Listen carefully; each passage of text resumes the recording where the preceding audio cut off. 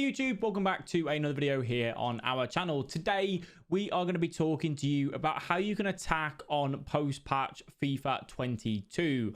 We did have the first patch recently, which was taking a look at the finesse shot, receiving a nerf on the actual shot from 16 yards out and further, and also goalkeepers receiving a buff on shots outside the box, but receiving a nerf on the inside the box shots, which has led to scoring becoming a little bit easier if you can go ahead and avoid, obviously, the AI blocks. Today, we're going to give you some tips and tricks to help you ensure you score as many goals as possible. Let's go ahead and look at point number one. So, one of the most effective ways to score on FIFA 22 right now is to go ahead and drive to the byline. The reason for this is that as players, we have gotten so used to covering the finesse shot, covering the cutback.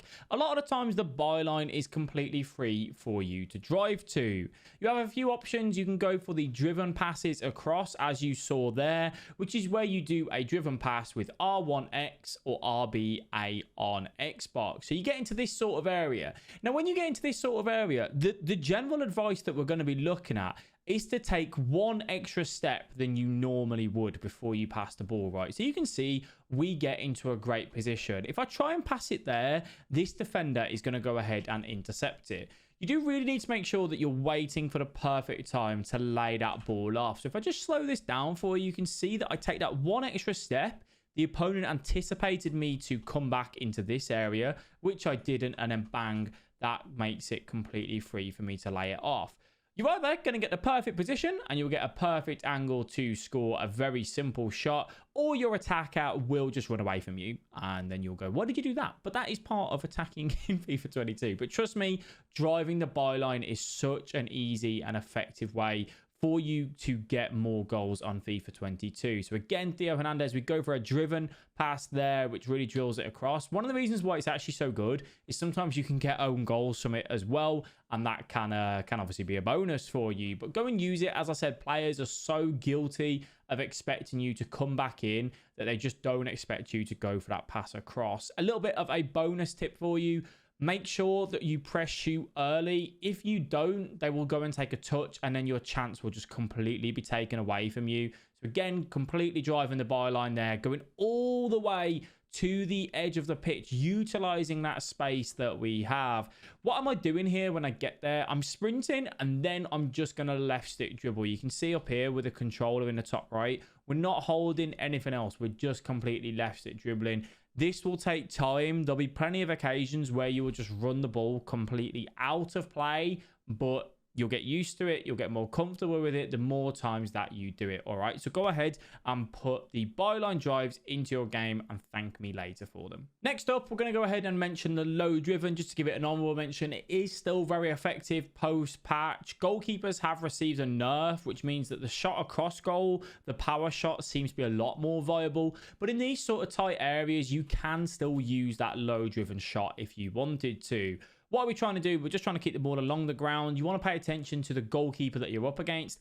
If they have the saves with feet trait, I wouldn't advise using the low driven. Then I'd just be looking for power shots across your body, across goal, and that will work effective for you. Finesse shots inside the box still seem very powerful for goalkeepers to defend. You don't always get enough power on them unless you're going to go for that green time finish. But go ahead and use those low driven shots should you wish to, because they are really good at avoiding the AI blocks. Next up, we do want to go ahead and kind of talk about through balls as a whole and just getting in behind the defense. It will work really effective for you. So you're going to see us go for a lot of L1, triangle, triangle, LBYY, where you just press that LBYY again, and it will work really effective for you. As you can see there, the little dink. People ask, what is the purpose of that extra tap of the Y, the triangle button?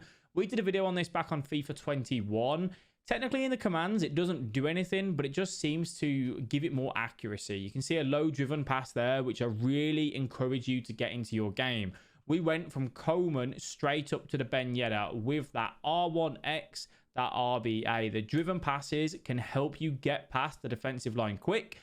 stop people playing drop back, all that sort of stuff, because you're quicker. You're beating the midfield line and getting where you need to go. And then again, that L1 triangle. So we just go for the L1 triangle and then we tap that triangle button again. It's a perfect little dink. If you go for a little double tap pass here, that's what you used to do on 21. You don't really want to go for that this year. That little over the top can be perfect. Hit it on the volley if you don't have much time to bring it down. Obviously, you can bring it down and that's going to be better for you. But use these over the top through balls post-patch. They work really effectively. What you're paying attention to is the opponent tracking it? Are they defending it? Is it something that I can go for? And if it is, please do use it and get in behind, get past the opponent, because you'll find it's such an easy and effective way to break through that line. All right, so go ahead, use them, put you into your game. That will help you get more goals. You have more time on the board. You're not playing against loads of men inside the box because you're being a bit quicker, a bit quicker and a bit snappier. And Ben Yedder coming in there with an absolute beautiful finish. So make sure you use those over the top through balls, as I said, because honestly, they are incredible. And then to finish up, something you can put into your game, which is really effective, is the player lock system. We spoke about this last year, got introduced last year, and it's something that you can go ahead and bring in. This is where you press the left analog stick and the right analog stick in together at the same time. So I'm going to show you here. Dembele bursts away, and I'm thinking, can I get past this Kimpembe? Can I attack the byline? I've probably already gone for a byline attack in this game, so I was trying to be unpredictable and do something else. So let me just pause this at the right moment for you. There you have it. So you can see I press the left stick and the right stick in. What does that do? It changes your icon above your player's head. That is telling you you have now activated the player lock. I am then going to flick the right stick upwards to change to Fekir, and the AI is now going to be controlling this Dembele. And then all I do is simply ask for the ball. So I press that X button, I get it in with Fekir, do a little flick, put it onto his left foot, and then bang, strike that, and that goes into the back of that. The player lock is very useful, very effective, can juke the opponents out. We will speak to you about creative runs in a separate video as well, but as I said, the player lock, very useful in those sort of areas to go ahead and juke that opponent. So just a few quick tips for you to apply on FIFA 22 post-patch, which should help you get more goals and in turn score more, win more, and have fun more. That is the aim of it here. If you've got to the end of this video and you thought, you know what, that was useful, I liked that, thank you for explaining that, please do me a favor, leave a like on the video and subscribe if you are new. We do stream over on twitch.tv/FIFA Analyst, so come on over to there, say hello, get involved in the stream, all of that stuff. That would be greatly appreciated. Thank you all very much for watching, and I'll catch you in the next video. Bye-bye.